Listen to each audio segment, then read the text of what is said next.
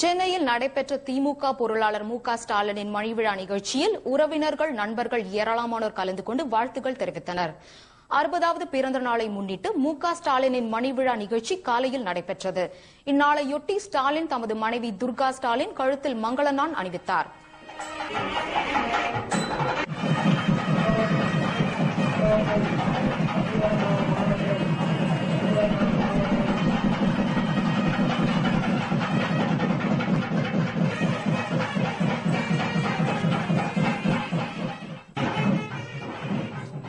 மணிவிழாவில் முன்னிலை வகித்த திமுக தலைவர் கருணாநிதி, பொதுச் செயலாளர் அன்பழகன் ஆகியோர் ஸ்டாலின் தம்பதியருக்கு ஆசி வழங்கி வாழ்த்தினர். துரைமுருகன், பொன்முடி உள்ளிட்ட முன்னாள் அமைச்சர்களும் ஸ்டாலினுக்கு தங்கள் வாழ்த்துக்களை தெரிவித்துக் கொண்டனர். சன் குழும தலைவர் கலாநிதி மாறன், காவிரி கலாநிதி மாறன், முன்னாள் மத்திய அமைச்சர் தயாநிதி மாறன் ஸ்டாலின் தம்பதியிடம் வாழ்த்து பெற்றனர்.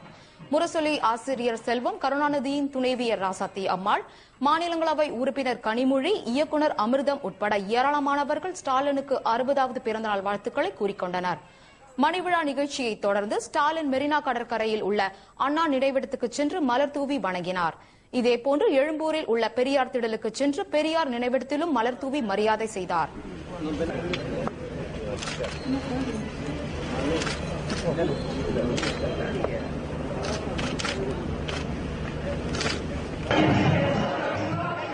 இதனைத் தொடர்ந்து YMCA மைதானத்தில் திமுகவினர் ஏற்பாடு செய்திருந்த நிகழ்ச்சியில் ஸ்டாலின் கலந்து கொண்டார்.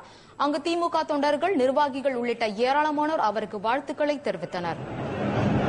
அன்பு சகோதரர் திரு ஸ்டாலின் அவர்கள் மேலும் வாழ்விலே 100 ஆண்டுக்கு மேல் வாழ்ந்து அரசியல் ரீதியாக தமிழக மக்களுக்கு தொண்டு செய்கிற விதத்தில் மேலும் உயர, புகழ் பெற, நல்ல உடல்நலத்தோடு 100 ஆண்டுக்கு மேல் வாழ்க, வாழ, வாழ்க வாழ்க வாழ்க என உளமாற வாழ்த்துகிறேன்.